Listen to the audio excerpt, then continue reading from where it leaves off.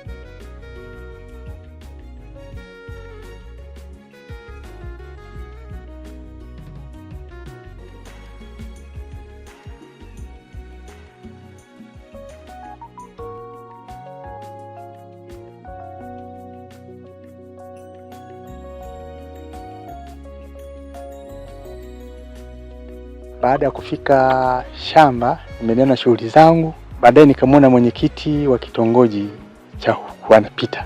Tukasalimiana naye, akaniambia kwamba bana, mimi naenda kwenye tukio. Kuna kijana mmoja amekatwa sikio, amevamiwa usiku na kukatwa sikio. Kwa hiyo nikaendelea na shughuli zangu. Baada ya pale nikapata taarifa kwamba yule mtu tayari amefanya nini? Amekwisha fariki. Kwa hiyo nikawa nimeondoka kule kwenye eneo langu la shamba, nikawa nimekuja moja kwa moja kwenye eneo la tukio. Wao wanasema kwamba kavamiwa kwenye muda saa moja hivi ndio alivamiwa huku sehemu yake alikuwa anaishi. Mpaka alikuwa anaishi kwenye kajumba hapa. Naona, lakini sijui sababu ambayo ilimfanya paka wavamiwe na kina nani waliomvamia. Kwa kweli hapa sijui. Mimi nilipokuwa akiongea pale kwamba kavamiwa alafu akaanza kumpiga, lakini waliompiga mimi siwajui. Kwa maelezo ya mwenyekiti wa kitongoji alivyokuwa akapigwa simu na yeye, alielezwa kwamba kakatwa sikio. Walipofika tu pale wakaanza akachezea kipigo. Kaanza kupigwa pale, kapigwa sana pale, anasema amepigwa sana mabapa ya panga. Hawajamkata kwanza, wamempiga tu sana pale. Baadaye ndo akawauliza, jamani, mbona mnampiga, mnakosa gani? Yeye akasema shemeji yake bwana, wakamwambia, bwana wewe haya kuhusu, tulia kwanza. Yule bwana wakamuuliza yule marehemu, simu hii ya nani? Akasema nilimnunulia mwanamke. Ni mke wa nani? Ni mke wa mtu. Ulimnunulia kwa nini? Kwa ajili ya mapenzi. Ndio pale sasa ndo akachezea kipigo. Baadaye wakaondoka, wakamwambia, sasa sisi tunakuwekea alama, hatukuui, tunakuwekea alama ya paka kufa. Toka mkata sikio, wakaondoka na kuondoka. Sikio lenyewe tumelikuta hapa nyumbani, tumeenda kule marehemu kwani tumemkuta naye sikio hana, ambao alikuwa sehemu ya shamba la mahindi kule. Hapa mimi alikuja shemeji yangu usiku kunikuta kwangu kule ikiwa nipo Mpengeli ya Ntamba. Alikuja kule akaniambia kwamba mdogo wako kule kavamiwa kule mashambani, maana yeye alikuwa anakaa hapa peke yake. Sasa kunieleza pale ikabidi niinuke, tukaondoka naye, tukawa tunawaambia na watu wengine.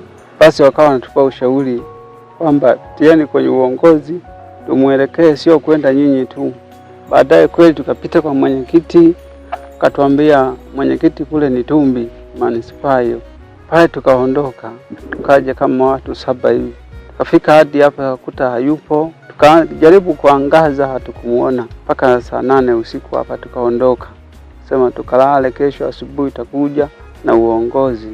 Na kweli asubuhi nikaenda mpaka kituoni hapo Olwanguru, katoa ripoti, kaondoka pale.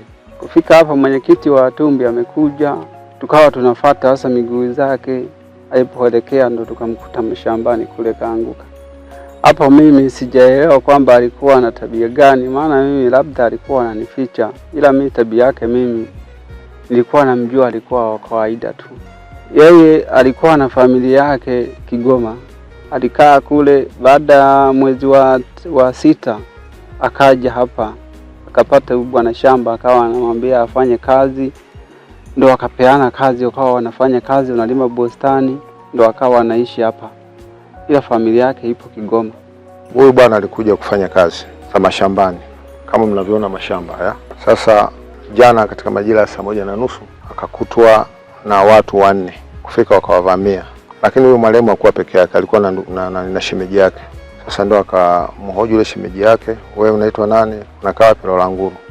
Sasa basi watu tuna shida na huyu. Kwa pale pale wakaanza wakamwita pembeni, wakaanza kumpiga. Huyu shemeji yake akauliza, kwa nini mnampiga? Akasema wewe hayakuhusu. Na wewe kama wewe hayakuhusu kabisa, sisi tuna shida na huyu. Kwa akaanza kumpiga. Kipigo kilivyozidi, huyu shemeji yake tena akauliza, kwa nini unampiga? Akasema nataka ujue huyu anatembea na mke wa mtu. Tumemwonya mara nyingi asikii. Kwa ushahidi simu hii hapa, wakaanza kumhoji yule marehemu kwamba wewe hii simu vipi? Akasema hii simu ya kwangu. Ulimpa huyu mwanamke? Ndio. Kwa hiyo ili tukio, lakini mara baada ya kumfanyia hicho kitendo, wale jamaa wakatoweka. Huyu marehemu akajivuta kutoka kwenye nyumba yake hii hapo mnaiona, kuelekea upande wa magharibi. Kwa hiyo kule ndiko alikofia. Na mara baada hapo tulitoa taarifa kwa viongozi mbalimbali, kwanza jeshi la polisi, lakini mheshimiwa diwani, mtendaji wa kata kama mwenyekiti wa kamati ya ulinzi na usalama ya kata yetu. Mara baada ya kuona kwamba wamempiga na akaanza kujivuta, yule shemeji yake akakimbia naye kwenda kutoa taarifa kwa majirani. Baadhi ya majirani walifika wakakuta hiyo hali katika nyumba yake. Baadaye usiku ule tafuta akamkosa. Sasa na mimi walikuwa wamekinipigia simu na nilikuwa nimeshatoa taarifa kwa jeshi la polisi. Asubuhi nilikuwa nimefika hapa saa 1 kamili.